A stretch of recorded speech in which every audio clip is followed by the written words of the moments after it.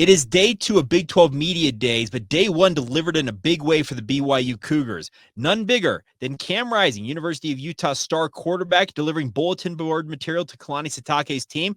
I think it's absolutely a good thing, but maybe not in the way that you're thinking. Let's get into it.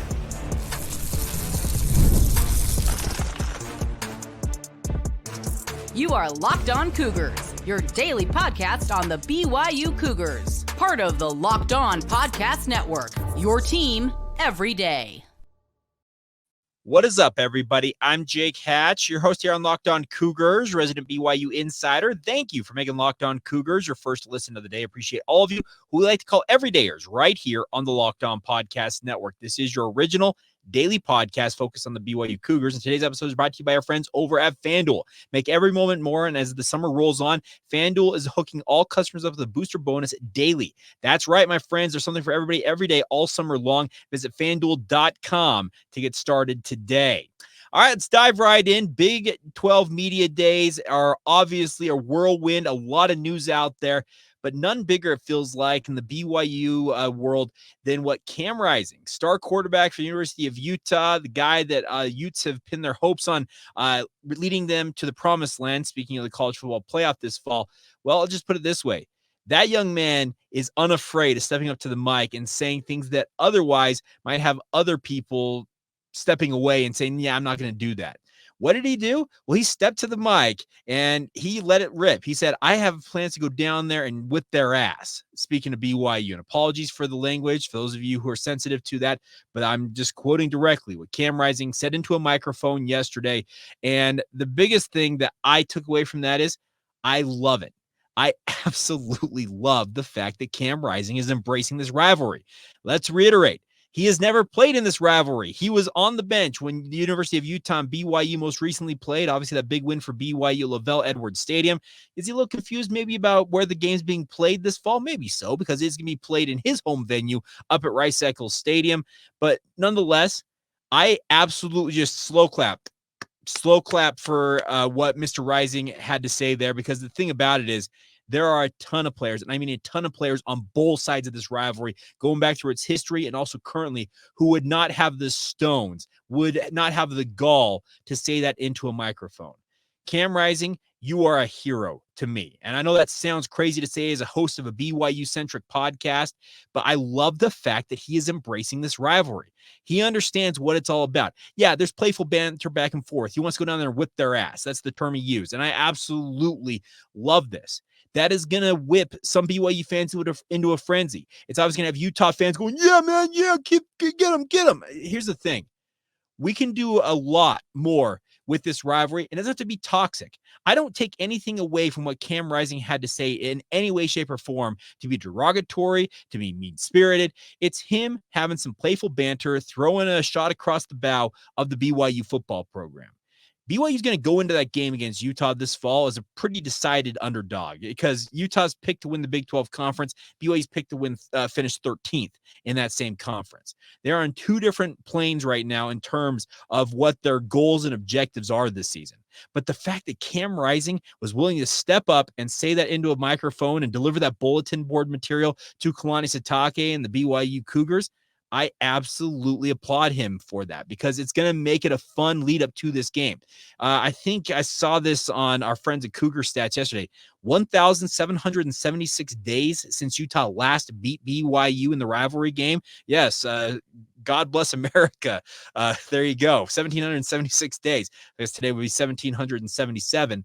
But the bigger point to be made here is Cam Rising, I think, is going to have some fun with this rivalry. And I, in turn, hope that BYU has some fun with it as well. Now, our guy, Connor Pay, comes on this podcast often. He is not afraid to speak his mind and speak it very frankly, even when it comes to his own detriment. Will he be willing to shoot back in terms of what Cam Rising had to say yesterday when he steps to the podium today during Big 12 Media Days? I'd love it. I'm not counting on it. I would imagine that BYU, because as image conscious as BYU is, will have it very clearly delineated to these guys. I'm talking of Connor, on down the list, Jacob Robinson, Chase Roberts, Darius Lassiter, and also Tyler Batty, that we're not going to delve into that. I would love nothing more than to have Connor or somebody step up and have some fun, kind of just firing a shot back across the bow. That is what good rivalries are made of, folks. This rivalry, if I can get the word out of my mouth, between BYU and Utah, it is, in my mind, the best rivalry in the conference. I don't care what the Territorial Cup has got. I don't care what Farmageddon's got. The battle for the Sunflower State. What's the TCU and Baylor rivalry? The Revivalry or whatever they're calling it. I don't care. Any of those can bring what they've got. The rivalry that we have in this rivalry between BYU and Utah, it is unique. It is powerful. It exists quite literally in all things, and it exists all year round. And the fact that the star quarterback for the University of Utah is willing to have some fun with it, I think it indicates that the rivalry is in a very healthy place, and we all, I think, can learn something from it, because it's not, it doesn't have to be the end-all, be-all. We can have fun with this rivalry. I don't know if I told you guys this story about my growing up years. I've revealed some of my background, but my growing up years, I was best friends. Trust me, I grew up a BYU guy. Those of you who know me know I was a BYU guy through and through all growing up. My best friend in junior high, so we're talking 7th, 8th, 9th grade, on into high school and even my early years in college, is about as dyed-in-the-wool a Utah fan as there is. He and I would walk between classes back in, I can vividly remember multiple lunch periods and just class passing periods between classes. He and I going back and forth, firing, you got this, I got this on BYU, he's got that on Utah, and we just go back and forth. But we were the absolute best of friends. Here's the thing about it. Ben and I, Ben is still a dear friend, and I think the world of him. But that's the thing. This rivalry, it exists. It doesn't have to be mean-spirited. It doesn't have to be absolute end-all, be-all. It doesn't have to have a finality to it that ruins your day, month, year, seemingly your life. Let's have some fun with it. I think Cam Rising, tip of the cap to you, sir, because that was really, really cool to see. Guys like Brant Keith, you all step to the mic and say, hey, we're going to be prepared for him. We owe him one. Okay, Utah's having some fun with this. I don't expect Kyle Whittingham, and nor did he speak to that to any significant degree, but it's fun to have these Utah players understanding what this rivalry is all about, especially considering guys like Cam Rising and Brant Keith, they're not born and raised kids here in the state of Utah. They have come to Utah for college and kind of understood the rivalry as they've grown up playing college football in this state. I sincerely hope that BYU has something to throw back at them. But at the same time, like I said, I'm going to think that BYU is going to back away, as it were, from the mic and maybe not put such an inflammatory statement out there, even though I don't consider that inflammatory at all. I think it's playful rivalry banter, and I welcome all your feedback. Am I wrong about that? You guys take offense to it? Let us know. Drop us a note in the show notes below. If you're watching this on YouTube, hit us up on social media, Locked On Cougars on Facebook, Instagram, or Twitter. I'm at Jacob C. Hatch on Twitter. Weigh in with your thoughts. Do you think it was over the line, out of control, or do you think it was just like I think, playful banter and souping up a rivalry that is soon to be back in our lives on an annual basis? I hope it's more of the latter, but hey, the former also could be in the mix. Also, Big 12 Media Days. A lot of news, like I said, coming out of it. What did Brett Yormark have to say? What did I take away most from his 40-ish minutes on the podium answering questions from the media? We'll delve into that coming up next. And I think the biggest thing to take away from Brett Yormark is he's got a vision for what the Big 12 is ultimately going to become, even if all of us besides himself, may not see it. We'll talk about that in just a moment right here on Locked On Cougars. Today's show is brought to you by our friends over at FanDuel. Now, FanDuel's here for you guys to have some fun with sports. I'm a big sports fanatic. I think any of you who know me know that. I like watching it all, but as the summer kind of winds along, there's not as many sports out there. But the good news is FanDuel is helping you keep the sports going all summer long, and the best part you have to do is open their app and dream up bets anytime you're in the mood and have some fun with our friends at FanDuel. BYU basketball, obviously they're recruiting at an extremely high level. They're currently 55-1 odds in terms of winning the national title in year one under Kevin Young. You want to take them up on that action? Do that. BYU football, who's speaking at Big 12 Media Days today, well, you may not be able to be in Vegas to place your bet, but the over-under is 4.5 wins with our friends at FanDuel. You can get in on all that action with our friends at FanDuel today. So head over to FanDuel.com/lockedon. It's making the most out of your summer. The best part is all summer long, they're hooking all customers, speaking of FanDuel, with a booster bonus daily. That's right. There's something for everybody every day, all summer long. Let's look at it. It's FanDuel.com. Start making the most out of your summer today. That's all courtesy of FanDuel, official sports betting partner of Major League Baseball. Thank you once again for making Locked On Cougars your first listen of the day. Appreciate all of you for tuning in. Want to encourage you, if you've not done so already, please check out the first ever national sports 24/7 streaming channel on YouTube. It's also now available on the Amazon Fire TV channels app. It's called Locked On Sports Today, and it's here for you 24/7, covering its top sports stories of the day with the local experts of Locked On, like yours truly, plus our national shows covering every league as well. So no matter what you're into, Locked On Sports Today is available on YouTube or the free Amazon Fire TV channels app, and check it out right now. All right, let's talk a little bit about what we learned from Big 12 Media Days yesterday. I think the biggest thing that I took away from Brett Yormark in particular is he's got a vision for this conference. Now, he did be very clear that he's not doesn't necessarily have a number in mind of schools that he wants to have in the conference eventually, but he says, I'm not going to stop until we're the number one conference in the country. Now, it's a little pie in the sky-ish because let's be real. The Big 10 and also the SEC, they have got an incredible lead on the Big 12 and even the ACC that almost feels insurmountable at this point. Could he be right about that decades from now? Maybe so, but he, myself, probably will not be here to see that happen. But that does not stop him from working every single day to improve the station of what the Big 12 is looking like. The bigger point I thought I took away from it is that he is talking about fit. And he also talked about wanting to be more expansive. And speaking of the Western United States, I've got a little sense that the Las Vegas market, he talked about the fact that he'd like to have the Las Vegas Bowl be associated with the Big 12 at some point. According to the current bowl contracts, that couldn't happen until 2026 as they are locked up with the Big 10 and the SEC currently. But I think Las Vegas is going to become a big part of the Big 12. Now, does that mean the media days are going to be there every year? I don't think so. They originally said that this is a 2-year thing with regards to the media days going to Allegiant Stadium before they will go back to Arlington and AT&T Stadium. Their home base, speaking of the Big 12 offices, are in Irving, Texas, a stone's throw away figuratively from Arlington. So having Big 12 media days there, they still host the Big 12 conference championship game and football there. They have Big 12 basketball signed up to play in Kansas City for the rest of this decade. I don't necessarily see what Las Vegas is going to have to offer outside of the fact that maybe they pull back and decide that, hey, Allegiant Stadium is where we want to have Big 12 media days. Or here's where it gets interesting. Do they throw a lifeline to a program like UNLV? Maybe so. I'm speculating wholeheartedly on that, but he said he wants to be more active out here in the West. He wants to have more of a presence in the West. Does that mean he goes and grabs a San Diego State? Is he going to offer that lifeline to Oregon State and Washington State as they try and navigate being in the Pac-2? But by the way, the funny thing about this is I learned yesterday that the Oregon State and Washington State are planning on having like their own media day today. I don't know what that's going to entail when you only have 2 teams, but hey, good on you guys. And they're going to be in Vegas. That's the other thing about this. The plan is, from what I heard, they're going to be there in Vegas. Maybe they'll pick off some of the media members in town and have them talk to these coaches and players, but an interesting dynamic to say the least. Could he offer that lifeline to the Cougars and the Beavers and get them into the Big 12 to offer more of a West Coast flavor? Does he grab UNLV and build up the Las Vegas market and, like I said, allow UNLV to kind of grow up in the Big 12? Maybe so. Is San Diego State on that list?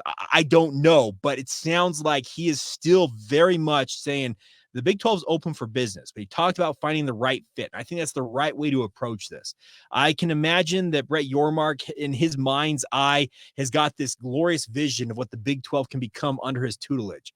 Maybe it's a little too grandiose for reality, but I can respect the fact that he's pushing forward on this. And I would love nothing more than to see the Big 12 make a push. Now, the bigger push to be made in many people's minds is to pull the ACC apart. Obviously, there's a lot of rumors out there about North Carolina and Florida State and their discontent with the conference and trying to jailbreak themselves from the league. Well, there's no Western contingent outside of Cal and Stanford that you could pluck off of that. Do you offer that lifeline to SMU? I don't know, but you have to wait till the ACC decides to implode and then make that decision at that point. I would imagine if the Big 12 did want Cal and Stanford, they probably would have picked him up when all of the Big 12 / Pac-12 nonsense was going down. When the Pac-12 was that sinking ship, why didn't they scoop up the Bay Area schools then? That's my personal opinion on the matter. I just don't think that the Big 12, Brett Yormark, and the other university presidents saw those two institutions as cultural fits. But hey, beggars can't be choosers. And if it's an opportunity to add a major two power level conference teams, autonomous fours, like what they like to call themselves, maybe you approach it. Other things I learned from Brett Yormark. He is still looking at all ways to generate revenue. They have plans. They've got it branded on everything, it feels like. Heck, the conference name is going to be branded at some point. He did not say it's a done deal with the All-State news out there, but when stories like that leak to how many people it leaked to, it feels like it's just a matter of time. So soon enough, the conference is going to have a branded name, but I think that he understands he's got to be able to close that revenue gap as much as possible for these member schools. It was really cool to hear him talk about the fact that there's going to, in his mind, there should be merit to how much programs can make. Now, that obviously doesn't fly at the conference level because every one of these conference members is like, well, hey, on merit, we deserve this. If he can find some way to keep the current, obviously, payouts rolling and hopefully increase those to some level, but also find maybe another way to fund some things that do, if you are a more competitive team or more competitive athletic department, is there a way to incentivize programs and athletic departments to stay relevant?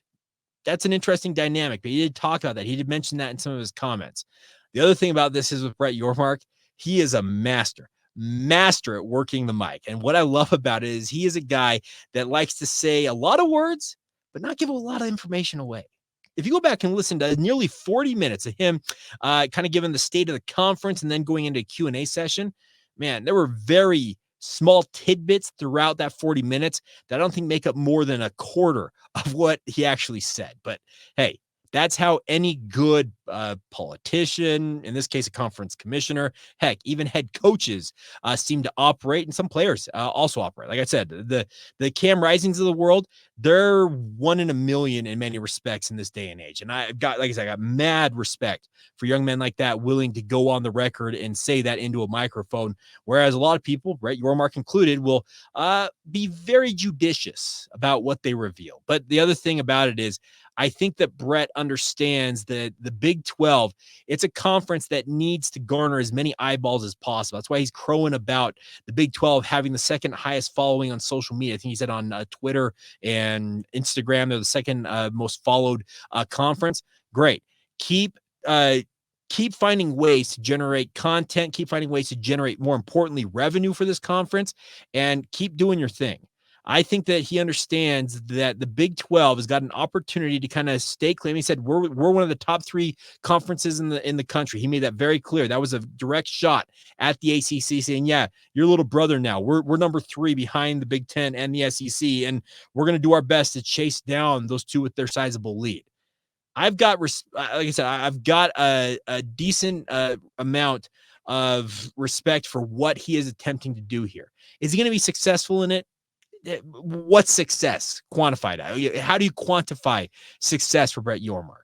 Is it expanding the league to 20 teams? Is it picking apart the ACC and scooping up Louisville, Miami, heck, North Carolina, Florida State? Is it bolstering the conference that way? Is that success in your eyes? Well, then you're going to be waiting for a little bit. Is it finding ways to generate new revenue? Like I said, branding the conference, having Totino's be your sponsor for media days, just finding different ways to brand things and generate revenue that way.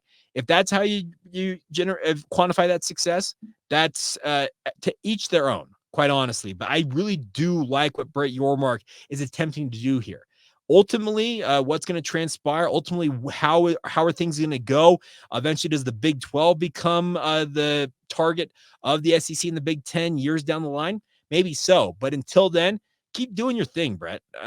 He's never going to see this podcast. I have barely said ever 2 words to him at last year's Big 12 Media Day. He said hello to me as he walked by on his way to one of his many media availabilities. But the bigger point to be made here is he is doing his absolute darndest to put on for the conference that he is paid to put on for.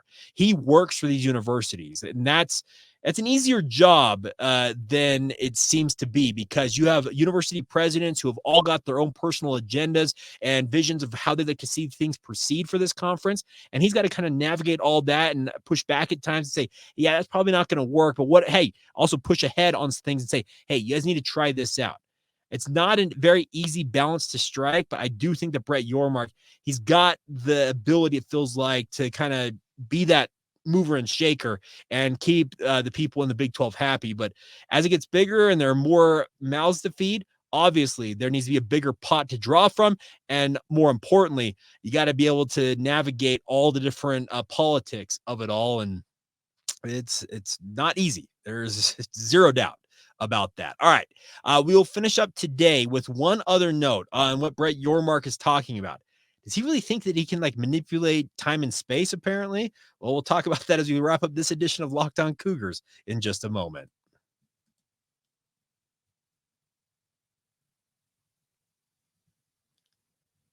Thank you once again for making Locked On Cougars your first listen of the day. Appreciate all of you for being with us. If you have not done so already, please sign up for our Locked On Cougars Insider Group. It's a great way to interact with the show. Let us have some fun having one-on-one conversations via text message. Does not get much more simple than that. And if you guys want to sign up today, the link is in the show notes below. You get a 14-day free trial to see if it's the right option for you, and just $5 a month afterwards. And like I said, all the updates I send to you come to you in the form of a text message on your mobile device. Could not be much simpler than that, and appreciate all of you who have signed up already, and hope many more of you will continue to join us as we plod along here, gearing up for another football season here. Now, Brett Yormark says that he has plans to essentially manipulate the TV windows for the Big 12 on a Saturday. I don't know what he's thinking here. Is he trying to warp the time-space continuum and have a revolutionary new way to watch games at 2 a.m.? I don't know. But I think going back to my point a little bit earlier on, is that he has got a vision in his mind's eye that he's trying to sell everybody in the conference on. That obviously most notably are the university presidents and chancellors. So Shane Reese, the president of BYU, he is part of a 16-person delegation that essentially Brett Yormark, that's who he answers to. He is selling these people on a vision of what he's got. Obviously, this is an athletics endeavor, and a lot of these other individuals, they come from an academic background. The one thing I do think that President Reese for BYU understands is this is a guy who knows statistics, and he has worked in the sports realm. Remember, there's that famous story about him having been nearly hired by the Philadelphia Eagles and Andy Reid to work with him in the analytics side of things. Shane Reese understands what the value of athletics can do for a university, in particular, obviously, when he represents Brigham Young University.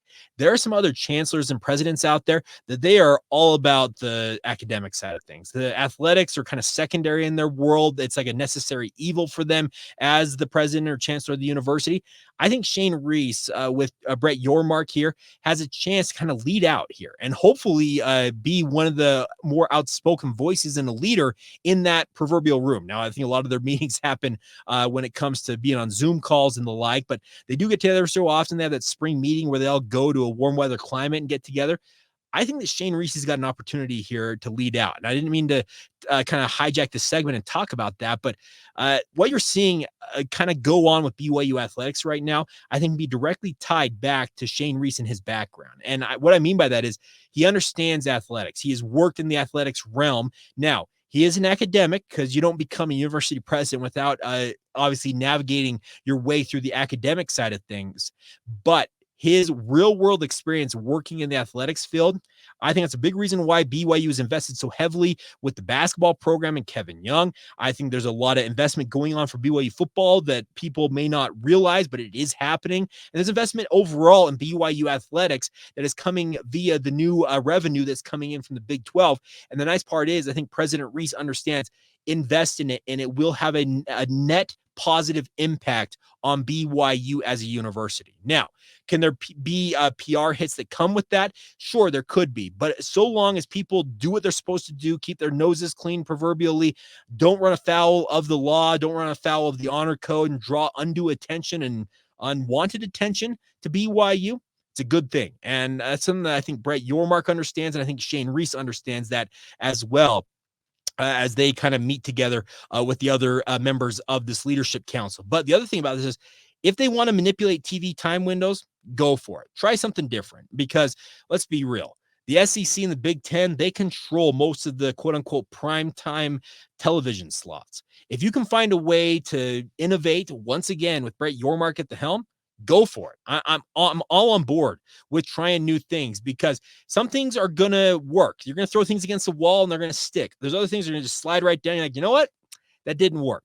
Could being revolutionary when it comes to TV windows, like I said, are they starting at 45 past? I don't know what the plan is. He was very judicious in how he navigated that question. It was actually Mitch Harper from KSL Sports who asked the question that elicited this response. But I do look at what Brett Yormark is trying to do, and he's just trying to find a way to market this conference and make it stand out from literally everybody besides the Big Ten and the SEC.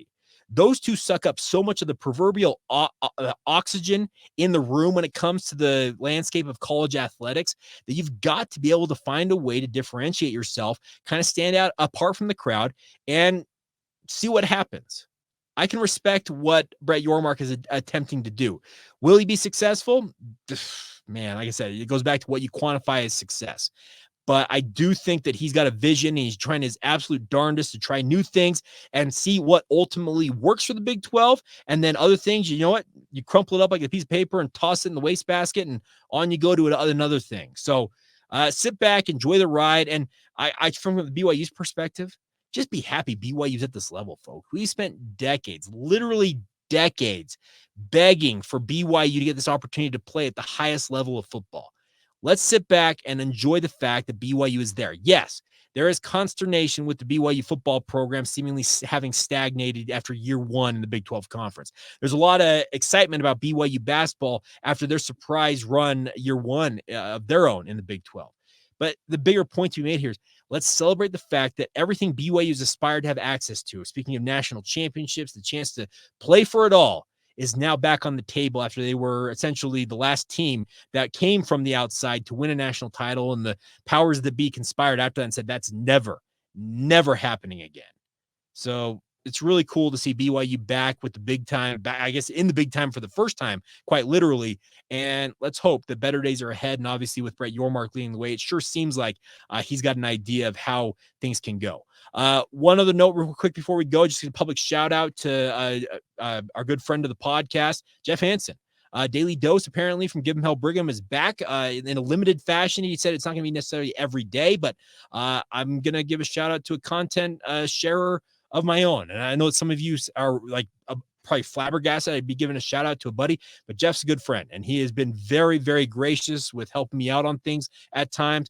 So I'm going to give him a public shout out. So if some of you have asked about it, where's the Daily Dose, Jake? Well, apparently it's back. So check out Give 'em Hell Brigham. That's another just little plug for our friends. Am I being paid for that in any way, shape, or form? Because I can assure you, if I paid Jeff for what he has done for me and also what I have done for him, I'm not sure either of us could really ever pay each other off to the full allotment. But at the same time, really cool to see him back in the content space and wish him the best as he moves forward with the Daily Dose. All right, there you go. That's what I got for you guys on this Wednesday. Now we will be back tomorrow with a full recap of whatever BYU says. Like I said, fingers crossed they say something cool like Cam Rising said, but we'll be back and we'll talk about whatever is said and everything else we learned from day 2 of Big 12 Media Days. So until then, a big thank you once again for your support of the podcast. Thank you to all of you who like to call everydayers here on the show. And until tomorrow, my friends, this has been the Locked On Cougars podcast.